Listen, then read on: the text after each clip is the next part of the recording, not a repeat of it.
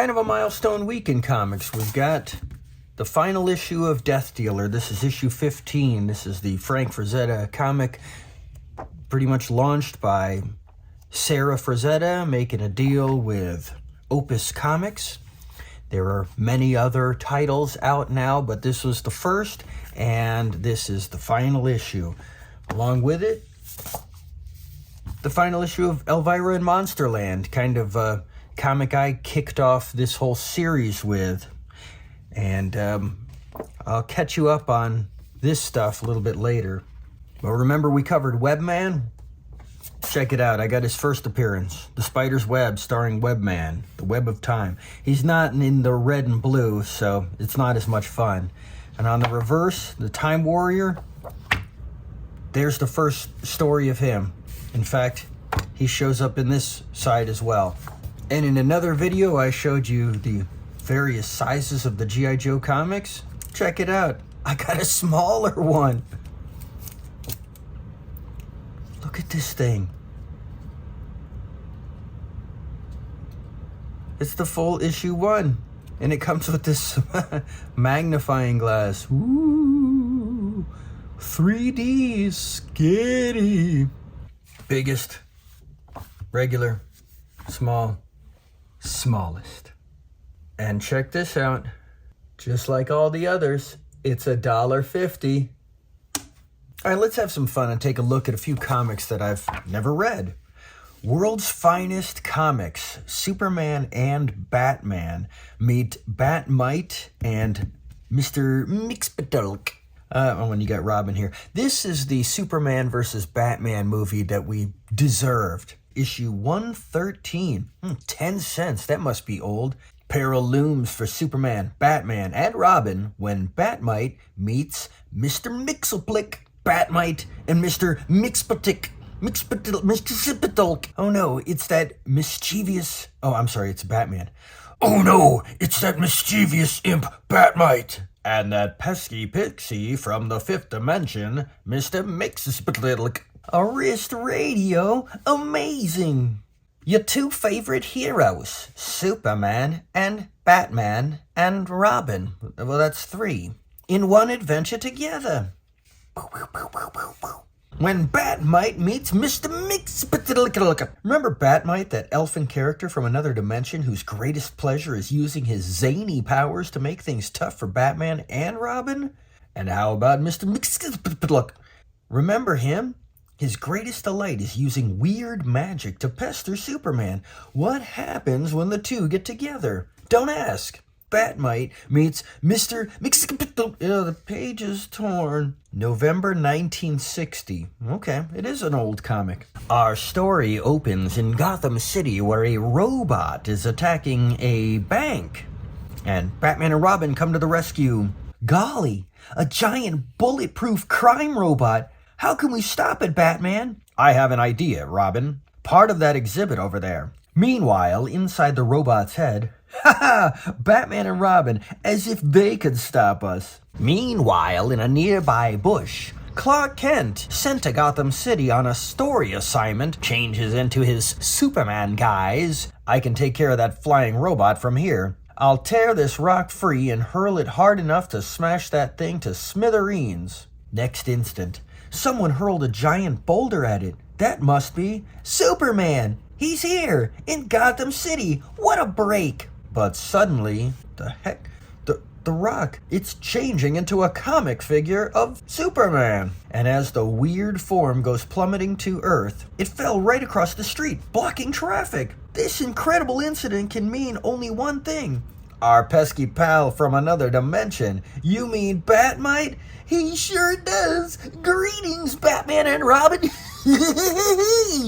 Yes, Bat-mite takes his rightful place on Batman's shoulder. He doesn't want Superman interfering with all the Bat deeds. Why, you... Get out of here, Superman. What? I'm gonna tear you apart. Easy, Superman. Just fly us there by using your steel grip on our wrists, drag us through the air, and drop us on the robot. Thanks, Superman. Kerrang! Takes out the robot. Yay! Great Scott, over at the Botanic Gardens, there's a scream. Oh, it's Superman screaming because the dandelion and the tiger lily turned into a lion and a tiger. And the dogwood and the pussy willow turned into a dog and a cat. Oh no, Mr. Mixisbitluck, the imp from the fifth dimension who comes to plague me. So you're bat-mite, You look pretty silly to me. I bet you're not half the pest I am. I'm not a pest at all. This may look a little funny, but it's the quickest way to clear up this mess. He mops it up with his hair. Using my steel-strong hair as a mop, I can scrub up every spot of this sticky syrup. Boy, you just don't see Superman do that every day. Meanwhile, in this really cool Batmobile, great guns! What's that? Yeah, what is that? Well, you know what? Let's... I don't even care anymore. Ugh. Only in an old comic like this do they just have these gigantic alien creatures appear, no explanation, no reason. Couple of guys with no powers are gonna go stop it.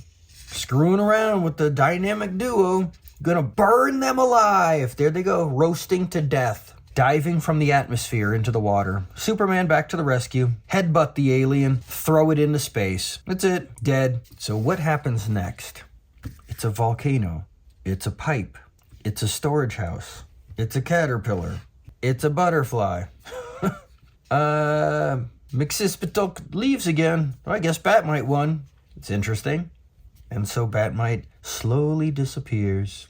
Whew, what a day. I hope he doesn't return too soon. And I sure hope Mr. Mixispetok doesn't return at the same time. Brr, what a pair they make. He didn't even need to trick him into saying his name backwards.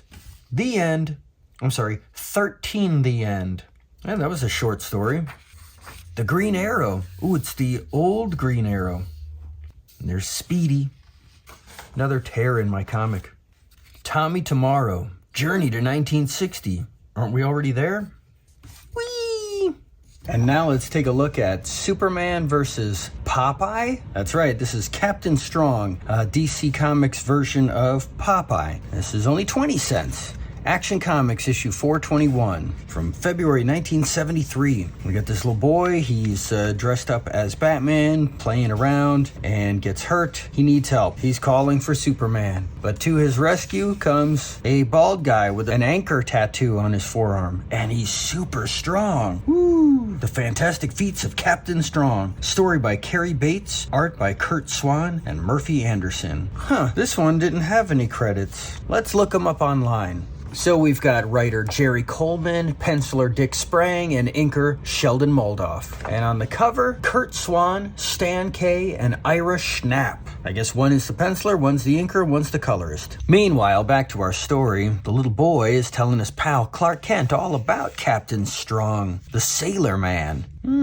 Editor's note, regular Superman readers will remember that the little boy Billy Anders is the kid who saved Superman, stole Superman's powers, and knocked out Superman. Holy Hannah, what a news break. Looks like another job for Superman. Flies off, saves some ships, gets his dinner out of an easy bake oven, and Captain Strong is at the Glute Foods office trying to sell his special secret food, Sancha, that gives him his superpowers. But he won't tell Mr. Glute where he gets the Sancha. No deal, get out of my office. Oh, little boy. That's all right, Captain Strong. Give your Sancha to Superman. Forget all about Glute. I have other friends at other food outlets that will cooperate with you. Now, let me, as Superman, just fall into the water. But hardly 10 minutes later, only a few hundred feet from the houseboat, Superman climbs ashore and takes off his face. He's in disguise, working for Mr. Glute. And who is right outside the phone booth? But Captain Strong himself, eating Sancha. Gives him a super strength, and he kills the guy. No, he just throws him on his head, and then eats more Sancha.